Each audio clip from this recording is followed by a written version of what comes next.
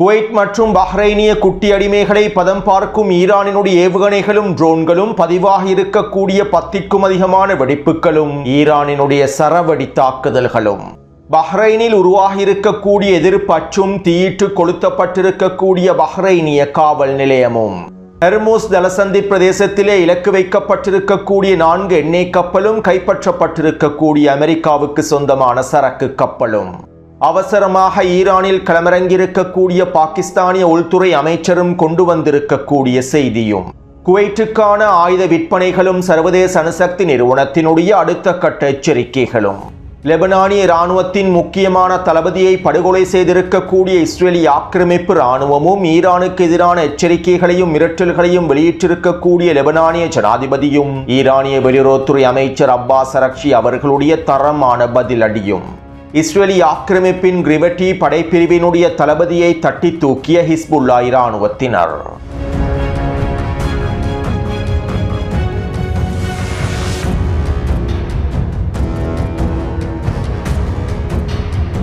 நேற்று இரவு நடைபெற்ற ஊடக சந்திப்புகளில் லெபனானினுடைய அடிமை ஜனாதிபதி ஜோசப் அவுனும் அடிமை பிரதமர் நவாப் சலாமும் ஈரானை விமர்சனம் செய்து ஈரானுக்கு எதிரான மிரட்டல்களை வெளியிட்டிருந்தார்கள். இதற்கமைவாக அடிமை நவாப் சலாம் இவ்வாறு தெரிவித்தார். ஈரான் தெற்கு லெபனான் பிரதேசத்தின் மீது கருணை காட்ட வேண்டும். தங்களுடைய நோக்கங்களுக்காகவும் தங்களுடைய ஆதிக்கத்தை நிலைநாட்டுவதற்காகவும் ஈரான் தெற்கு லெபனான் பிரதேசத்தினை பயன்படுத்திக் கொள்ளக்கூடாது. ஈரான் அதனுடைய பேச்சுவார்த்தை நிபந்தனைகளை மேம்படுத்திக் கொள்வதற்காகவும் தெற்கு லெபனான் பிரதேசத்தினை பேசு பொருளாகவும் துருப்புச் சீட்டாகவும் பயன்படுத்திக் கொள்ளக்கூடாது. நாங்கள் ஆரம்பத்திலேயே ஒரு யுத்த நிறுத்தத்தினை ஏற்படுத்தினோம். ஆனால் இந்த யுத்த நிறுத்தத்தினை ஈரான் விரும்பவில்லை. போரை தொடர்வதற்கே அவர்கள் விரும்புகின்றார்கள். லெபனானிய மக்களை அவர்கள் பயன்படுத்திக் கொள்கின்றார்கள். தெற்கு லெபனான் பிரதேசத்தினை பயன்படுத்திக் கொள்கின்றார்கள். தெற்கு லெபனான் பிரதேசத்திலே தங்களுடைய இலக்குகளை அடைந்து கொள்வதற்காக ஹிஸ்புல்லா இராணுவத்தினரை முழுமையாக பயன்படுத்திக் கொள்கின்றார்கள் என லெபனானினுடைய அடிமை பிரதமர் நவாப் சலாம் கருத்துக்களை முன்வைத்தார். இதைத் தொடர்ந்து ஜனாதிபதி ஜோசப் அவுன் இவ்வாறு தெரிவித்தார். தற்போதைய பேச்சுவார்த்தைகளில் ஈரான் ஒரு விடயத்தினை தெளிவாக புரிந்து கொள்ள வேண்டும். இது உங்களுடைய நாடு அல்ல, இது எங்களுடைய நாடு. எங்களுடைய நாட்டினுடைய விடயங்களில் நாங்கள் மாத்திரமே தலையிடுவோம். நீங்கள் எங்களுடைய நாட்டு விவகாரங்களில் தலையிட தேவையில்லை. தெற்கு லெபனான் பிரதேசத்திலே எங்களுடைய மக்கள் கொல்லப்படுகின்றார்கள். எங்களுடைய மக்களின் வீடுகள் அழிக்கப்படுகின்றன. ஈரான் அமெரிக்காவுடனான பேச்சுவார்த்தைகளில் ஒரு பேரம் பேசும் கருவியாகவே லெபனானை பயன்படுத்துகின்றது. தெற்கு லெபனானை அவர்கள் துருப்புச் சீட்டாக பயன்படுத்திக் கொள்கின்றார்கள். இதனை நான் ஒரு பொழுதும் ஏற்றுக்கொள்ளப் போவதில்லை. தெற்கு லெபனான் பிரதேசத்திலே இந்த போரை முடிவுக்கு கொண்டு வருவதற்கும் ஏனைய பிரச்சனைகளையும் முடிவுக்கு கொண்டு வருவதற்கும் இஸ்ரேலுடனான நேரடியான பேச்சுவார்த்தைகளை தவிர வேறு ஒன்றும் இல்லை. நாங்கள் இஸ்ரேலோடு நேரடியான பேச்சுவார்த்தைகளை மேற்கொண்டு அனைத்தையும் சுமூகமாக முடிப்பதற்கே திட்டமிட்டுள்ளோம். ஆனால் ஈரானும் அவர்களுடைய எதிர்ப்பு அச்சுக்களும் இவற்றை சீர்குலைப்பதற்கான வேலை திட்டங்களையே மேற்கொள்கின்றார்கள். ஹிஸ்புல்லா இராணுவத்தினர் பாணியாக்கப்பட வேண்டும். அனைத்து ஆயுதங்களும் லெபனானிய அரசாங்கத்திடம் ஒப்படைக்கப்பட வேண்டும். இந்த நிலைப்பாட்டில் நாங்கள் உறுதியாக இருக்கின்றோம். இதனை ஈரானும் ஏற்றுக்கொள்ள வேண்டும் என அடிமை ஜனாதிபதி ஜோசப் அவுன் தெரிவித்துள்ளார்.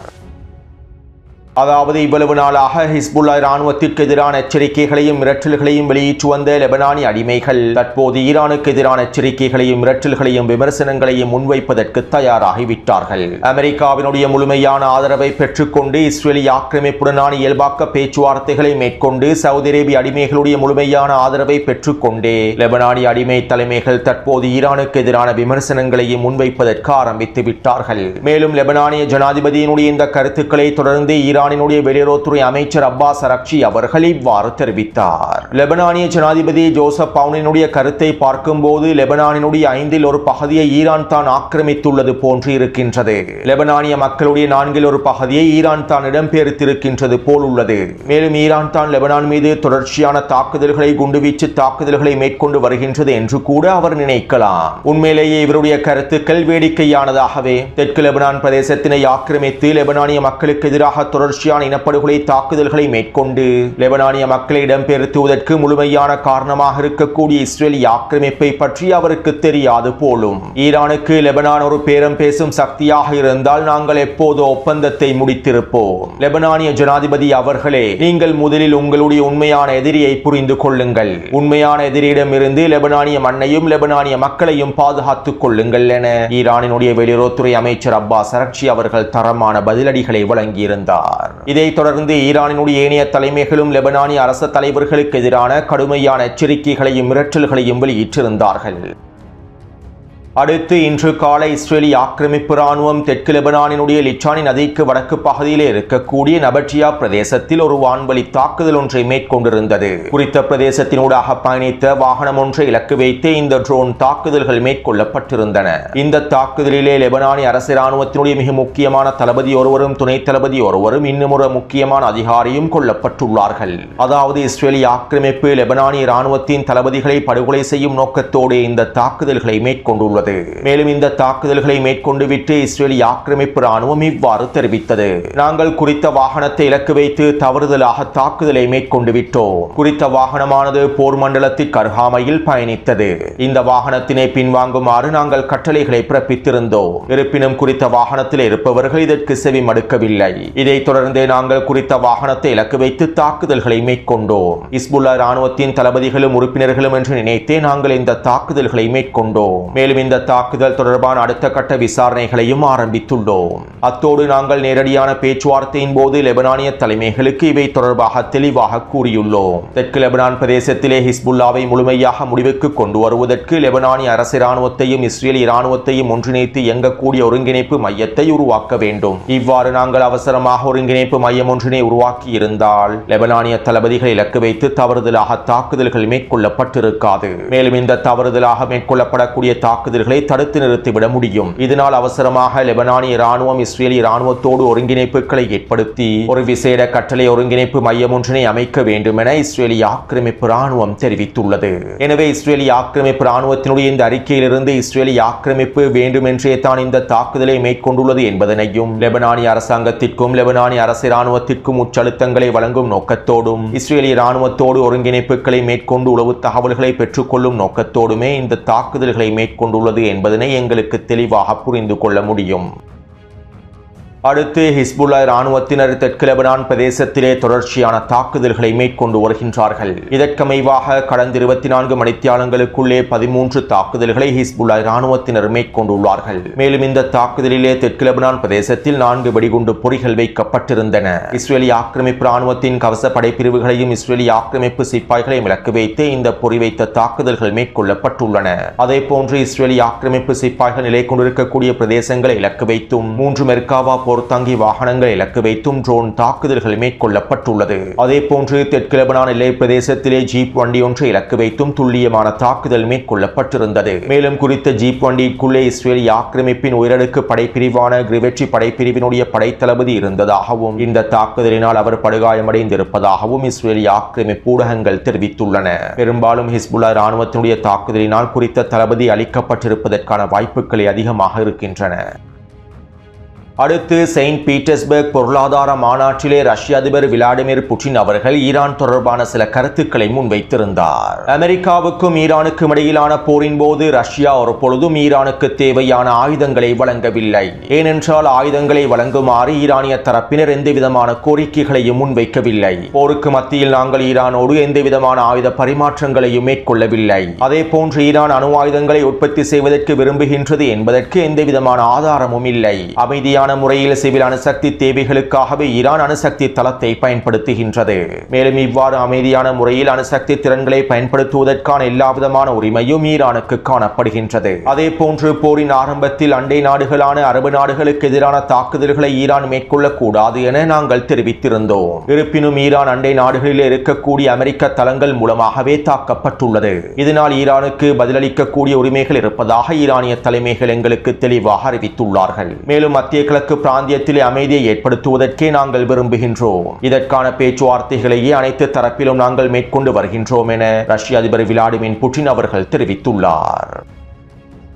அடுத்து ஈரானுக்கு எதிரான போருக்கு பின்பு அமெரிக்கா அடிமை அரபு நாடுகளுக்கு தேவையான ஆயுதங்களையும் வான் பாதுகாப்பு அமைப்புகளையும் தொடர்ச்சியாக விற்பனை செய்து வருகின்றது.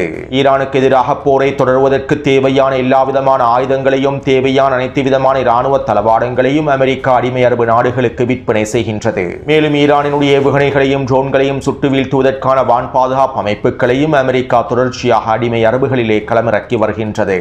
இதன் ஒரு பகுதியாகவே தற்போது அமெரிக்கா குட்டி அடிமையான குவைட்டுக்கு $1.98 பில்லியன் பெறுமதி அளவிலான ட்ரோன்களை சுட்டு வீழ்த்தக்கூடிய வான் பாதுகாப்பு அமைப்புகளை விற்பனை செய்துள்ளது. மேலும் இதற்கு தேவையான ராடர் கருவிகளையும் இன்னும் சில முக்கியமான மின்னணு உபகரணங்களையும் குவைட்டிலே களமிறக்கப் போவதாகவும் தெரிவிக்கப்படுகின்றது. அது மட்டுமல்லாமல் குவைட்டில் இருந்து கொண்டு ஈரானை உளவு பார்ப்பதற்கு தேவையான அனைத்து விதமான மின்னணு உபகரணங்களையும் கண்காணிப்பு ரேடர்களையும் அமெரிக்கா குவைட்டுக்கு வழங்கப் போவதாக அறிவித்துள்ளது. உண்மையிலேயே இந்த அடிமைகள் 40 நாள் போரிலிருந்தும் பாடம் கற்றுக்கொள்ளவில்லை. ஈரானுக்கு எதிரான தாக்குதல்களுக்கு இந்த அடிமைகள் அவர்களுடைய வான்பரப்பு, நிலப்பரப்பு மற்றும் கடல் பரப்பு என்பனவற்றை முழுமையாக வழங்குகின்றன. பலஸ்தீனிய மக்களுடைய இனப்படுகொலைகளில் இந்த அடிமைகள் எவ்வாறு நேரடியாக சம்பந்தப்பட்டுள்ளார்களோ அதே போன்று ஈரானுக்குள்ளே அமெரிக்கா மேற்கொண்ட இனப்படுகொலை தாக்குதல்களிலும் இந்த அடிமைகள் முழுமையாக சம்பந்தப்பட்டுள்ளார்கள். இதன் விளைவாகவே ஈரான் இந்த அடிமைகளை பொளந்து கட்டி வருகின்றது. மேலும் அமெரிக்காவுக்கு $1 பில்லியன் பணத்தை வழங்கி அவர்களிடமிருந்து ஆயுதங்களையும் வான் பாதுகாப்பு அமைப்புகளையும் பெற்றுக்கொண்டு ஈரானுக்கு எதிரான காய் நகர்த்தல்களை மேற்கொள்வதற்கான எல்லா விதமான வேலை திட்டங்களையும் இந்த அடிமைகள் மேற்கொள்கின்றார்கள். இதன் விளைவாக இறுதியில் இந்த அடிமைகளை பாதிக்கப்பட போகின்றார்கள். மேலும் இவற்றை புரிந்து கொள்ளக்கூடிய அறிவு கூட இந்த அடிமைகளுக்கு இல்லை என்பதே யதார்த்தமான உண்மையாகும். அடுத்து ஈரானுக்கு எதிரான 40 நாள் போர் ஆரம்பிக்கப்படுவதற்கு முன்பு சர்வதேச அணுசக்தி நிறுவனத்தினுடைய தலைவர் ஈரான் தொடர்பான எச்சரிக்கைகளையும் மிரட்டல்களையும் வெளியிட்டு வந்தார். ஈரானிடம் இருக்கக்கூடிய செறிவூட்டப்பட்ட யுரேனியமானது மிகவும் ஆபத்தானது. அவற்றை முடிவுக்கு கொண்டு வராவிட்டால் ஈரான் அணு ஆயுதங்களை உருவாக்குவதற்கான வாய்ப்புகள் அதிகமாகவே இருக்கின்றன. ஈரானினுடைய அணுசக்தி தளங்களுக்குள்ளே நுழைவதற்கு எங்களுக்கு எந்தவிதமான அனுமதியையும் ஈரான் வழங்குவதில்லை. இதனால் ஈரான் ரகசியமாக ஏதோ ஒன்றை செய்து கொண்டிருக்கின்றது என சர்வதேச அணுசக்தி நிறுவனத்தினுடைய தலைவர் ரஃபேல் குரோசி கருத்து அவருடைய அறிக்கைகளையும் வெளியிட்டு வந்தார். இப்படியான நிலைமையிலேயே தற்போது மீண்டும் களமிறங்கியுள்ளார். நாங்கள் ஈரானினுடைய புஷேர் அணுசக்தி தளத்தை பார்வையிட்டோம். இதற்கான அனுமதிகளை ஈரான் வழங்கியது. மேலும் இதை தவிர ஈரானுக்குள் இருக்கக்கூடிய எந்த ஒரு அணுசக்தி தளத்தையும் பார்வையிடுவதற்கான அனுமதிகளையும் அவற்றை சோதனை செய்வதற்கான அனுமதிகளையும் ஈரான் வழங்கவில்லை. இந்த நிலைமையானது மிகவும் ஆபத்தான நிலைமையாகும். ஈரான் அணு ஆயுதத்தினை உருவாக்குவதற்காக நெருங்கிக் கொண்டிருக்கின்றது. மேலும் செறிவூட்டப்பட்ட 400 கிலோகிராம் யுரேனியத்தினை அவர்கள் எங்கு வைத்திருக்கின்றார்களோ தெரியவில்லை. மிகவும் ரகசியமாக அவற்றை மறைத்து வைத்துள்ளார்கள். இவை தொடர்பான தகவல்களையும் எங்களுக்கு வழங்குவதற்கு மறுப்பு தெரிவிக்கின்றார்கள். இதனால் ஈரான் தொடர்பான எச்சரிக்கைகள் அதிகரிக்கின்றன. ஈரான் அணு ஆயுதத்தினை பெற்றுவிடுமோ என்கின்ற அச்சம் ஏற்படுகின்றது என சர்வதேச அணுசக்தி நிறுவனத்தினுடைய தலைவர் ரஃபேல் குரோசி அவருடைய புலம்பல்களை மீண்டும் வெளியிட்டுள்ளார். அதாவது ஈரானுக்கு எதிரான தாக்குதல்களை நியாயப்படுத்துவதற்காகவே இவ்வாறான கருத்துக்கள் தெரிவிக்கப்படுகின்றன. ஈரானுக்கு எதிரான அடுத்த கட்ட போர் ஆரம்பிக்கப்பட இருப்பதனால் இந்த போரையும் நியாயப்படுத்தும் நோக்கத்திலேயே இவ்வாறான பிரச்சாரங்களையும் இவர் மீண்டும் ஆரம்பித்துள்ளார். அடுத்து ஈரான் விதித்திருக்கக்கூடிய புதிய சமன்பாட்டுக்கு அமைவாக குட்டி அடிமைகளான பஹ்ரைன் மற்றும் குவைட்டுக்கு எதிரான உச்சக்கட்ட தாக்குதல்களை மேற்கொண்டிருந்தது. யுத்த நிறுத்தம் நடைமுறைப்படுத்தப்பட்டதிலிருந்து ஈரான் இந்த அடிமைகளுக்கு எதிராக மேற்கொண்டிருக்கக்கூடிய தாக்குதல்களிலே மிகவும் வீரியமான அதிகளவான தாக்குதல்களாக இந்த தாக்குதல்களை பதிவாகியுள்ளன. அதாவது அதிகாலை 1:30 மணி அளவில் அமெரிக்க நிறுவனங்களுக்கு சொந்தமான 4 எண்ணெய் கப்பல்கள் ஹெர்முஸ் ஜலசந்தி பிரதேசத்தின் வழியாக தப்பிச் செல்வதற்கு முயற்சி செய்துள்ளன. ஈரானிய இராணுவத்தோடு ஒருங்கிணைப்புகளை மேற்கொள்ளாமல் ஈரானிய இராணுவத்தின் அனுமதியை பெறாமல் ஈரான் வகுத்திருக்கக்கூடிய பாதையினூடாக பயணிக்காமலேயே இந்த 4 எண்ணெய் கப்பல்களும் ஹெர்முஸ் ஜலசந்தி பிரதேசத்தினை கடப்பதற்கு முயற்சி செய்துள்ளன. ஈரானுக்கு எதிரான தாக்குதல்களில் நேரடியாக சம்பந்தப்பட்டிருக்கக்கூடிய அமெரிக்க மற்றும் இஸ்ரேலிய ஆக்கிரமிப்பின் கப்பல்களுக்கு ஹெர்முஸ் ஜலசந்தி பிரதேசத்தின் வழியாக இந்த அனுமதியும் வழங்கப்படுவதில்லை. மேலும் ஈரானுக்கு எதிரான தாக்குதல்களிலே அமெரிக்காவுக்கும் இஸ்ரேலிய ஆக்கிரமிப்புக்கும் உறுதுணையாக இருக்கக்கூடிய அவர்களுடைய நண்பர்களுடைய கப்பல்களுக்கும் ஈரானிய இராணுவத்தினர் அனுமதியை வழங்குவதில்லை. இப்படியான நிலைமையிலேயே இந்த 4 அமெரிக்க எண்ணெய் கப்பல்களும் ஹெர்முஸ் ஜலசந்தி பிரதேசத்தினை ரகசியமாக கடப்பதற்கு முயற்சி செய்துள்ளன. இந்த சந்தர்ப்பத்திலே ஈரானிய கடற்படையினர் குறித்த 4 எண்ணெய் கப்பல்களை இலக்கு வைத்து தாக்குதல்களை மேற்கொண்டுள்ளார்கள். ஆரம்ப கட்டமாக ட்ரோன் தாக்குதல்களையே மேற்கொண்டுள்ளார்கள். இந்த தாக்குதலிலே ஒரு எண்ணெய் கப்பலில் வெடிப்புகள் பதிவாகியுள்ளன. இதைத் தொடர்ந்து குறித்த எண்ணெய் கப்பலானது பின்வாங்கியுள்ளது. மேலும் ஏனைய 3 எண்ணெய் கப்பல்களை இலக்கு வைத்தும் தாக்குதல்கள் மேற்கொள்ளப்பட்டதும் குறித்த 4 எண்ணெய் கப்பல்களும் முழுமையாக ஹெர்முஸ் ஜலசந்தி பிரதேசத்தில் இருந்து பின்வாங்கிவிட்டன. இவ்வாறு குறித்த எண்ணெய் கப்பல்கள் பின்வாங்கியதற்கு பின்பு அமெரிக்காவினுடைய இன்னும் ஒரு சரக்கு கப்பலும் குறித்த பகுதியினூடாக கடப்பதற்கு முயற்சி செய்தது. மேலும் இந்த சரக்கு கப்பலை ஈரானிய கடற்படையினர் கைப்பற்றிக் கொண்டுள்ளார்கள். இவற்றை உறுதிப்படுத்தக்கூடிய காணொளிகளை டெலிகிராம் சேனலில் பதிவிட்டுள்ளேன். இதைத் தொடர்ந்து அமெரிக்கா ஈரானுடைய கஷம் மற்றும் சிரிக் தீவுகளில் இருக்கக்கூடிய தகவல் தொடர்பு வலையமைப்புகளை இலக்கு வைத்தும் தகவல் தொடர்பு கோபுரங்களை இலக்கு வைத்தும் வான்வழி தாக்குதல்களை மேற்கொண்டது. இன்னும் சில அமெரிக்க ஊடகங்கள் ஈரானினுடைய காக்தீவிலே தாக்குதல் மேற்கொள்ளப்பட்டதாக அறிவித்திருந்தன. இருப்பினும் காக்தீவை இலக்கு வைத்து மேற்கொள்ளப்பட்ட ட்ரோன் தாக்குதல்களை ஈரானிய வான் பாதுகாப்பு படைப்பிரிவினர் முழுமையாக சுட்டு வீழ்த்திவிட்டார்கள். மேலும் கஷம் தீவிலும் சிரிக் தீவிலும் 3 வெடிப்புகள் பதிவாகி இருந்தன. இதைத் தொடர்ந்து அமெரிக்காவினுடைய இந்த தாக்குதல்களுக்கு பதிலடிகளை வழங்கும் நோக்கத்தோடு ஈரான் பஹ்ரைன் மற்றும் குவைட்டை இலக்கு வைத்து அடுத்த கட்ட உச்ச தாக்குதல்களை ஆரம்பித்தது. குவைட்டில் இருக்கக்கூடிய 3 அமெரிக்க தளங்களை இலக்கு வைத்தும் அதனோடு தொடர்புடைய சில முக்கியமான ரகசிய தளங்களை இலக்கு வைத்தும் தாக்குதல்களை மேற்கொண்டிருந்தது. அதே போன்று பஹ்ரைனில் இருக்கக்கூடிய அமெரிக்காவின் 5th Fleet தளத்தை இலக்கு வைத்து உச்ச ஏவுகணை தாக்குதல்களையும் ட்ரோன் தாக்குதல்களையும் மேற்கொண்டிருந்தது. மேலும் இந்த தாக்குதலிலே கிட்டத்தட்ட 10க்கும் அதிகமான வெடிப்புகள் பதிவாகியுள்ளன. அதே நேரம் இந்த ஏவுகணைகளையும் ட்ரோன்களையும் சுட்டு வீழ்த்தியிருப்பதாக வளமை போன்ற அமெரிக்க மத்திய கட்டளை தளம் போலியான அறிக்கைகளை வெளியிட்டிருந்தது. ஈரானினுடைய புதிய சமன்பாடை அமெரிக்க இராணுவத்தினால் தாக்குப்பிடிக்க முடியவில்லை. அமெரிக்காவினுடைய ஒரு தாக்குதலுக்கு ஈரான் 10 பதிலடி தாக்குதல்களை மேற்கொண்டு வருகின்றது. மேலும் தற்போது 10க்கும் அதிகமான பதிலடி தாக்குதல்களும் மேற்கொள்ளப்பட்டுள்ளன. இதனால் அமெரிக்க இராணுவத்தினுடைய சிறிய ஒரு தாக்குதலும் அவர்களுக்கே மிகப்பெரிய இழப்பாக மாறி வருகின்றது. இதைத் தொடர்ந்து இன்று மதியம் ஈரானிய IRGC இராணுவம் அதிரடியான அறிவிப்பொன்றை வெளியிட்டிருந்தது. யுத்த நிறுத்தத்தினை மீறி அமெரிக்கா இவ்வாறு தாக்குதல்களை தொடர்ந்தால் ஹெர்முஸ் ஜலசந்தி பிரதேசத்தினை சட்டவிரோதமாக கடப்பதற்கு முயற்சி செய்தால் நாங்கள் ஹெர்முஸ் ஜலசந்தி பிரதேசத்தினை முழுமையாக இழுத்து மூடிவிடுவோம். தற்போது ஈரானிய இராணுவத்தோடு ஒருங்கிணைப்புகளை மேற்கொண்டு பயணிக்கக்கூடிய கப்பல்கள் பாதுகாப்பாக பயணிக்க முடியும். ஆனால் நாங்கள் இவற்றையும் முழுமையாக நிறுத்தி விடுவோம். எந்த ஒரு கப்பலையும் ஹெர்முஸ் ஜலசந்தி பிரதேசத்தின் வழியாக கடப்பதற்கு நாங்கள் அனுமதிக்க மாட்டோம். இந்த முடிவுகளை எடுப்பதற்கு நீங்கள் எங்களை தூண்டிவிட வேண்டாம். மேலும் விரைவில் நாங்கள் ஹெர்முஸ் ஜலசந்தி பிரதேசத்தினை முழுமையாக இழுத்து மூடிவிடுவோம் என்கின்ற எச்சரிக்கைகளை வழங்கிக் கொள்கின்றோம் என ஈரானிய IRGC இராணுவம் அறிவித்திருந்தது. அடுத்து அமெரிக்காவுக்கும் ஈரானுக்கும் இடையிலான பேச்சுவார்த்தைகள் முட்டுக்கட்டையை எட்டியிருப்பதாக தெரிவிக்கப்படுகின்றது. ஈரானிய தலைமைகள் குறித்த பேச்சுவார்த்தைகளை நகர்த்துவதற்கு விரும்பவில்லை என்றும் பாகிஸ்தானிய மத்தியஸ்தர்கள் மூலமாக தகவல்களை கூட ஈரானிய தலைமைகள் பரிமாற்றிக் கொள்ளவில்லை என்றும் தெரிவிக்கப்படுகின்றது. மேலும் ஈரான் நாளைய தினத்திற்குள்ளே பதில்களை வழங்கிவிட வேண்டும் என அண்ட புலுகனும் தொடர்ச்சியான மிரட்டல்களை வெளியிட்டு வருகின்றார். இப்படியான நிலைமையில் இன்றைய தினம் பாகிஸ்தானினுடைய உள்துறை அமைச்சர் அவசரமாக ஈரானிலே களமிறங்கியுள்ளார். ஈரானினுடைய $24 பில்லியன் பெறுமதி அளவிலான சொத்துக்களை விடுவிப்பது தொடர்பான மிக முக்கியமான தகவல்களையும் செய்திகளையுமே இவர் கொண்டு வந்திருப்பதாக தகவல்கள் வெளியாகியுள்ளன. அதாவது $24 பில்லியன் பெறுமதி அளவிலான ஈரானிய சொத்துக்களை முழுமையாக விடுவிப்பதற்கு அமெரிக்கா தயாராக இருக்கின்றதா இல்லையா என்பது தொடர்பான தகவல்களையே பாகிஸ்தானினுடைய உள்துறை அமைச்சர் ஈரானுக்கு கொண்டு வந்துள்ளார் என ஈரானிய ஊடகங்கள் தெரிவித்துள்ளன. இப்படியான நிலைமையில் ஈரானிய உச்ச தலைவரின் ஆலோசகர்களில் ஒருவரான மொஹசன் ரசாய் அவர்கள் இவ்வாறு தெரிவித்துள்ளார். தற்போது அமெரிக்காவுடனான பேச்சுவார்த்தைகள் முட்டுக்கட்டையில் இருக்கின்றன. மேலும் இந்த முட்டுக்கட்டைகளை உடைக்க வேண்டுமாக இருந்தால், பேச்சுவார்த்தையை அடுத்த கட்டத்தை நோக்கி நகர்த்த வேண்டுமாக இருந்தால் அமெரிக்கா $24 பில்லியன் பெறுமதி அளவிலான சொத்துக்களை ஆரம்பத்திலேயே முழுமையாக விடுவித்து விட வேண்டும். இது ஒன்றும் அமெரிக்காவினுடைய பணம் அல்ல, இது ஈரானிய மக்களுடைய பணம். மேலும் இவற்றை விடுவிக்காமல் பேச்சுவார்த்தைகள் அடுத்த கட்டத்தை நோக்கி நகர்த்தப்பட மாட்டாது. மேலும் ஈரானுக்கு எதிராக மீண்டும் போர் ஆரம்பிக்கப்பட்டால் நாங்கள் செங்கடல் பிரதேசம் தொடக்க மத்திய தரைக்கடல் வரையில் எங்களுடைய தாக்குதல்களை விரிவாக்குவோம் என மொஹசன் ரசாய் அவர்கள் தெரிவித்துள்ளார். அத்தோடு பஹ்ரைனிய அடிமைகளுக்கு எதிராக பஹ்ரைனுக்குள்ளே இருக்கக்கூடிய மக்கள் எதிர்ப்புகளை வெளியிட்டு வருகின்றார்கள் என்பது தொடர்பாக பல மாதங்களுக்கு முன்பே நான் காணொளிகளில் குறிப்பிட்டிருந்தேன். இப்படியான நிலைமையில் நேற்றிரவு பஹ்ரைனினுடைய தலைநகரான மனாமாவில் இருக்கக்கூடிய காவல் நிலையம் ஒன்றை இலக்கு வைத்து தாக்குதல் ஒன்று மேற்கொள்ளப்பட்டுள்ளது. அதாவது குறித்த காவல் நிலையத்தினை தீயிட்டு கொளுத்தியுள்ளார்கள். இவை தொடர்பான காணொளிகளை நான் டெலிகிராம் சேனலில் பதிவிட்டுள்ளேன். பஹ்ரைனிலே உருவாகி இருக்கக்கூடிய புதிய எதிர்ப்பு குழுவினரே இந்த தாக்குதலை மேற்கொண்டிருப்பதாக அறிவித்துள்ளார்கள். பஹ்ரைனினுடைய ஜியோனிச கலீஃபா ஆட்சியை முடிவுக்கு கொண்டு வருவதற்காக பஹ்ரைனிய மக்கள் தொடர்ச்சியாக போராடி வருகின்றார்கள். மேலும் இவற்றை தடுத்து நிறுத்துவதற்காக ஜியோனிச கலீஃபா ஆட்சியும் பஹ்ரைனிய மக்களுக்கு எதிராக கொடூரங்களையும் அட்டூழியங்களையும் மேற்கொண்டு வருகின்றது. எனவே இப்படியான நிலைமையில் கிடைக்கக்கூடிய ஆயுதங்களை பயன்படுத்திய இந்த எதிர்ப்பு குழுவானது இந்த தாக்குதலை மேற்கொண்டுள்ளது. மேலும் இனி வரக்கூடிய நாட்களில் இவ்வாறான தாக்குதல்கள் பஹ்ரைனுக்குள்ளே வீரியப்படுத்தப்படுவதற்கான வாய்ப்புகள் இருப்பதாகவே தெரிவிக்கப்படுகின்றது. எனவே இந்த காணொளி தொடர்பான கருத்துக்களை பதிவிடுங்கள். தொடர்ந்தும் என்னுடன் இணைந்திருங்கள். நன்றி, வணக்கம்.